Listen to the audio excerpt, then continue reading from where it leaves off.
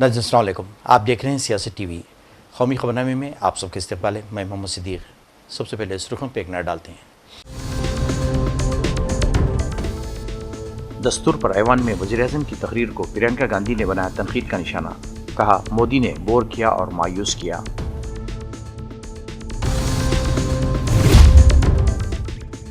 Delhi assembly इंतखाबात के लिए केजरीवाल ने हतमी फहरिस्त जारी कर दी। केजरीवाल नई दिल्ली और आतिशी कालकाजी मैदान से।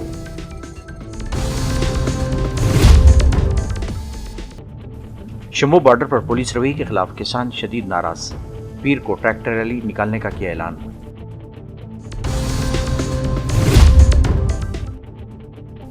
शुमाली हिंद शदीद सर्दी की लपेट में। दिल्ली समेत कई इलाकों में दर्जे हरारत 3 डिग्री तक पहुंचा। घने कोहर से राहगीरों को मुश्किलात का सामना। ट्रेन और हवाई खिदमत मुतासिर होने के अंदेशे।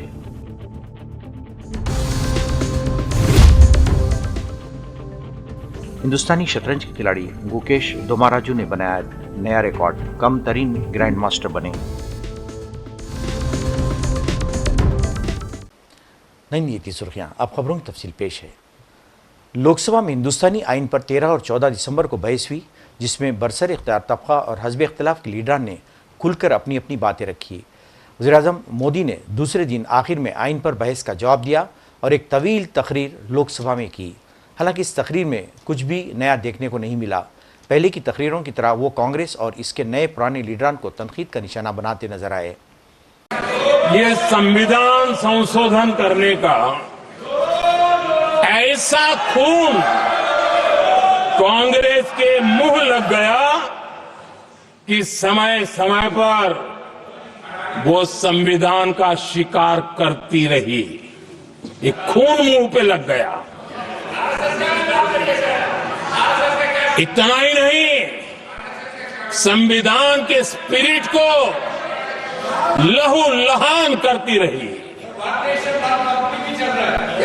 आदरणीय सभापति जी, करीब 6 दशक में 75 बार संविधान बदला गया। एक और प्रधानमंत्री ने किया, उनका नाम था श्रीमती इंदिरा गांधी।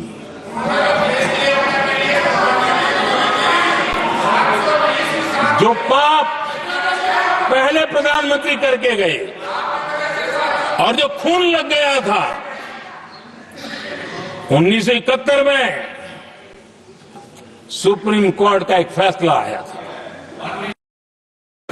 उस सुप्रीम कोर्ट के फैसले को संविधान बदल करके पलट दिया गया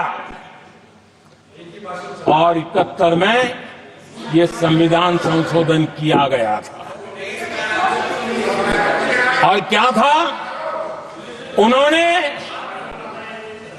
हमारे देश की अदालत के पंख काट दिए थे और यहां पर तो किया था कि संसद संविधान के किसी तल में जो मर्जी पड़े हो और अदालत उसकी तरफ देख भी नहीं सकती है। अदालत के सारे अधिकारों को छीन लिया गया था। ये पाप 1971 में उस समय की प्रधानमंत्री श्रीमती इंदिरा गांधी ने किया था।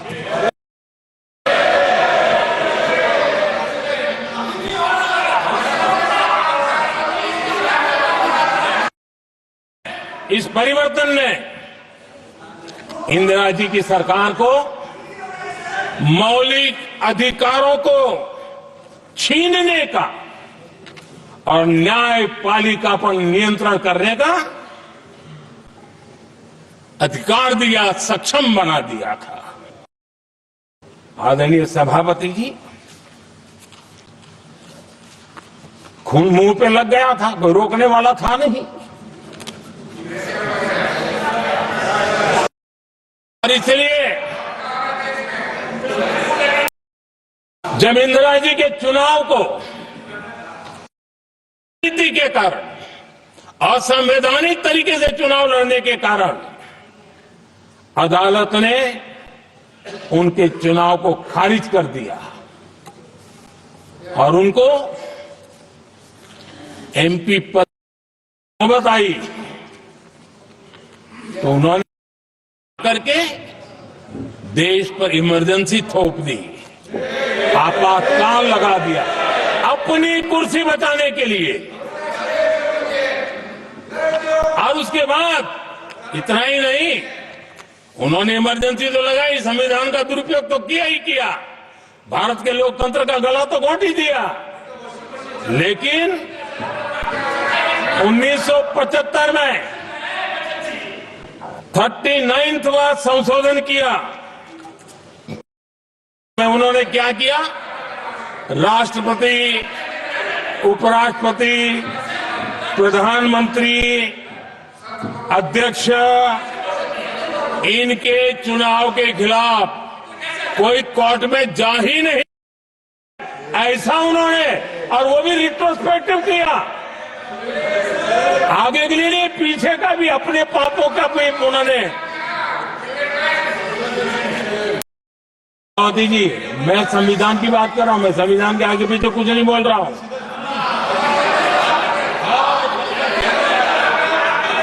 आदरणीय सभापति जी,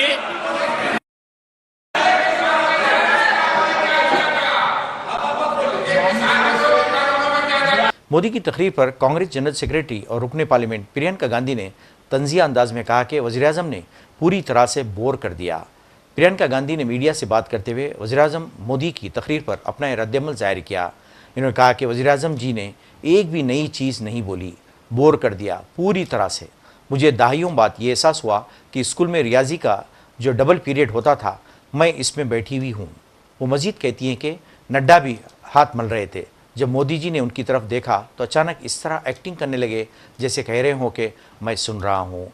अमित शाह अपना सर सहला रहे थे। प्रधानमंत्री जी ने एक नई चीज नहीं बोली, बोर कर दिया पूरी तरह से। मुझे बहुत दशकों बाद ये एहसास हुआ कि मैं वो जो स्कूल में जो मैथ का डबल पीरियड होता था ना, कि मैं उसमें बैठी और उसमें वो नड्डा जी भी ऐसे हाथ मल रहे थे, फिर मोदी जी ने उनकी तरफ देखा तो अचानक वो ऐसे लगने एक्टिंग करने लग गई कि मैं सुन रहा हूँ।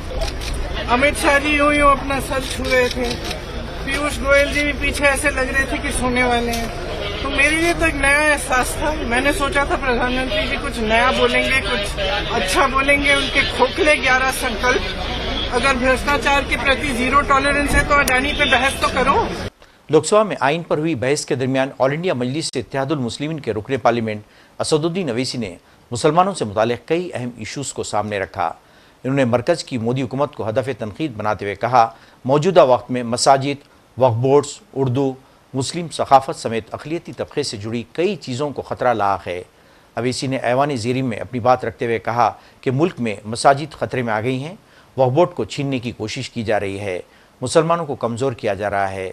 साथ ही इन्होंने ये भी कहा कि उर्दू को भी ख़त्म किया जा रहा है, मुस्लिम सकाफ़त को नुकसान पहुँचाया जा रहा है। Thank you, sir. Sir, I start by quoting Baba Saheb Ambedkar, what he wrote in Memorandum of Rights of States and Minorities, dated March 24, 1947, when he submitted to the Subcommittee on Fundamental Rights set up by the Constituent Assembly, the Advisory Committee on Fundamental Rights and Minorities. I quote, sir, "Unfortunately for the minorities in India, Indian nationalism has developed a new doctrine which may be called the divine right of the majority to rule the minorities according to the wishes of the majority. Any claim for the sharing of power by the minority is called communalism, while the monopoly of the whole power by the majority is nationalism. Guided by such political philosophy, the majority is not prepared to allow the minorities to share the political power, nor is it willing to respect any convention made in that behalf, as is evident from the repudiation of the obligation to include representation of the minority in the cabinet, contained in the instrument of instruction issued to the governors in Government of India Act 1935. Baba Sahib says under these circumstances, there is no way left but to have the rights of scheduled castes embodied in the Constitution. This is true now also. I will prove it, sir. In what Baba Sahib said 75 years ago was absolutely right. No one wants the minorities to share power. I'll give you an example, sir. In this August House 75 years ago, when Maulana Azad stood up and said that what safeguards the Muslims have before the partition, those safeguards should be given to the Muslims. That was political representation, reservation. You know what Sardar Patel instructed Mr. Abid Hussain and Begum Ezaz Rasool to censure Maulana Azad. And Maulana Azad felt claustrophobic. And Maulana Azad said that this Constituent Assembly has become a new prison for me. Maulana Azad said this in the Constituent Assembly, sir. Now what we see is that, sir, आप देख रहे हैं कि उसके बाद जो constituencies को बनाया गया असेंबली और पार्लियामेंट की हदबंदी हुई, वो इस तरीके से उसको तरतीब दी गई कि अक्सरती तबके के लोग जीत जाएं और मुस्लिम अक़लियत के लोग कामयाब होने में बड़ी मुश्किलात पेश आए। इसीलिए 2007 में सच्चर कमेटी ने कहा था, सिफारिशात में कहा कि अब जब हदबंदी होगी तो माकूल तरीके से बनाया जाए ताकि मुसलमान पार्लियामेंट और असेंबली के इलेक्शन जीत सके। मुझे नहीं मालूम कि अब नए सेंसस के बाद जब हदबंदी होगी तो उसकी सिफारिशात को रखा जाएगा या फिर मार्जिनलाइजेशन जो मुसलमानों का हो रहा है 75 साल से वो चलता रहेगा। सर, जब पार्लियामानी जमहूरियत की कामयाबी किस बुनियाद पर होती है? पार्लियामानी जमहूरियत की कामयाबी का पैमाना मैं आपको बताता हूं। Article 25, article 26, article 29, article 30, article 14, article 21, ये 4 बुनियादी राइट्स है आइन में, जिसको हम सामने रखकर मैं आपको बताऊंगा कि क्या वाकई में उन कमजोर तबकात से इंसाफ हुआ। दिल्ली में हुक्मरान आम आदमी पार्टी ने अपनी चौथी और आखिरी उम्मीदवारों की फहरिस्त जारी कर दी है। पार्टी के सरबराह अरविंद केजरीवाल अपनी रिवायती नशिस्त नई दिल्ली से इंतखाबात लड़ेंगे, जबकि वज़ीर आला आतिशी कालकाजी से मैदान में होंगी। वज़ीरा सौरभ भारद्वाज ग्रेटर कैलाश और गोपाल राय भारीपुर से पार्टी के उम्मीदवार होंगे। फहरिस्त में ज़्यादातर उम्मीदवार शामिल हैं जिन्होंने 2020 के असम्बली इंतखाबात में कामयाबी हासिल की थी। मौजूदा वज़ीरा जैसे सौरभ भारद्वाज, इमरान हुसैन, गोपाल राय, मुकेश कुमार अहलावत को दोबारा टिकट दिया गया है। इसके अलावा सोमनाथ भारती, दुर्गेश पाठक और अमानतुल्लाह खान जैसे बड़े नामों पर भी पार्टी ने एतमाद बरकरार रखा है। फहरिस्त का सबसे हैरानकुन नाम रमेश पहलवान का है, जिन्होंने आज अरविंद केजरीवाल की मौजूदगी में आम आदमी पार्टी में शमूलियत इख्तियार की थी। रमेश पहलवान को कस्तूरबा नगर से उम्मीदवार बनाया गया है। पंजाब हरियाणा शंभू बॉर्डर पर हफ्ते के रोज फिर हंगामा हुआ। किसान लीडरों की क़यादत में हज़ारों किसान दिल्ली कूच के लिए आगे बढ़े, लेकिन सिक्योरिटी एहलकारों की कार्रवाई के सबब उन्हें अपने कदम एक बार फिर पीछे खींचने पड़े। इस दौरान मोदी हुकूमत के रवैये से किसान लीडरान सख्त नाराज़ नजर आए। ना ही हुकूमत की तरफ से बातचीत के लिए कोई बुलावा भेजा जा रहा है और ना ही किसानों के मुतालिबात पर कोई बयान हुकूमत की जानिब से दिया जा रहा है। आज जब बड़ी तादाद में किसान अपने मुतालिबात की हिमायत में दिल्ली की तरफ कूच करने की कोशिश कर रहे थे तो पुलिस ने उन पर आंसू गैस के गोले दागे। इसके बाद मुजाहिरीन किसानों ने हफ्ते के रोज़ दिल्ली को कूच इरादा तर्क कर दिया। पंजाब के किसान लीडर सरवन सिंह पंडेर ने मीडिया से बात करते हुए कहा, जिन 2 किसान तंजीमों की क़यादत में किसान मुजाहिरीन दिल्ली कूच कर रहे थे, इन्हें अपने अपने दस्ते को वापस बुलाने का फैसला किया है। इसकी वजह इन्होंने पुलिस की कार्रवाई को बताया। इन्होंने कहा कि हरियाणा के सिक्योरिटी एहलकारों की कार्रवाई के दौरान तकरीबन 18 किसान जख्मी हुए हैं। पहाड़ों पर बर्फबारी की वजह से शुमाली में सर्द लहर अपने तेवर दिखाने शुरू कर दिए हैं। सर्द हवाओं की वजह से दिल्ली, यूपी, राजस्थान और मध्य प्रदेश में ठंड में काफ़ी इजाफा हो गया है। महकमे मौसमियात के मुताबिक आने वाले दिनों में घना कोहर भी देखने को मिलेगा। उत्तर प्रदेश के कई ज़िलों में दर्जा हरारत 3 डिग्री तक पहुंच चुका है। वहीं राजधानी दिल्ली का कम से कम दर्जा हरारत भी हफ्ते को 4 डिग्री दर्ज किया गया। महकमे मौसमियात का कहना है कि अभी सर्द लहर का खैर जारी रहेगा। पहाड़ों पर बर्फबारी में मजीद इजाफा होगा, जिससे पारा मजीद नीचे जा सकता है। इसके अलावा जनूबी हिंद की रियासतों में हल्की सी दरमियानी सतह की बारिश का इम्कान है। महकमे मौसमियात के मुताबिक जम्मू कश्मीर, लद्दाख के आसपास दरमियानी बारिश और बर्फबारी हो सकती है। हिंदुस्तानी शतरंज के 18 साल नौजवान ग्रैंड मास्टर गुकेश दोमाराजू ने सबसे कम उम्र गैर मुतनाज़ आलमी शतरंज चैंपियनशिप बनकर तारीख रकम की है। चेन्नई, भारत में पैदा हुए गुकेश ने 7 साल की उम्र में शतरंज खेलना शुरू किया और सिर्फ 12 साल की उम्र में ग्रैंड मास्टर का खिताब हासिल करते हुए रिकॉर्ड बनाया था। आज एक और नए रिकॉर्ड के साथ इन्होंने दुनिया को चौंका दिया है। जम्मू श्रीनगर ट्रेन प्रोजेक्ट की अनकरीब तकमील पाए की खबर है।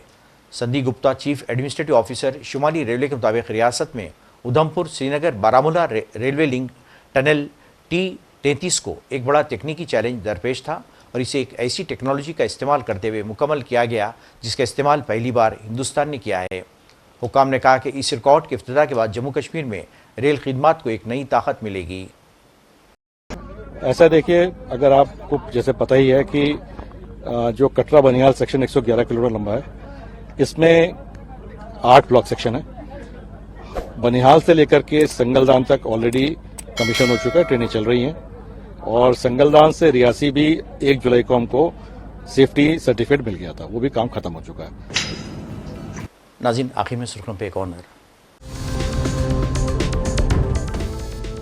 दस्तूर पर ऐवान में वज़ीर-ए-आज़म की तकरीर को प्रियंका गांधी ने बनाया तनकीद का निशाना। कहा, मोदी ने बोर किया और मायूस किया।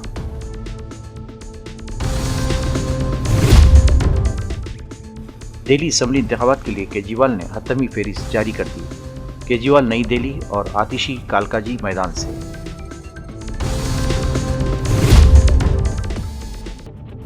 शंभू बॉर्डर पर पुलिस रवैये के खिलाफ किसान शदीद नाराज। पीर को ट्रैक्टर रैली निकालने का किया ऐलान।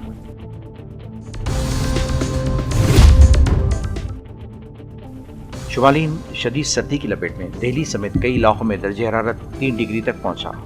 घने कोहर से राहगीरों को मुश्किलात का सामना। ट्रेन और हवाई खिदमत मुतासिर होने के अंदेशे।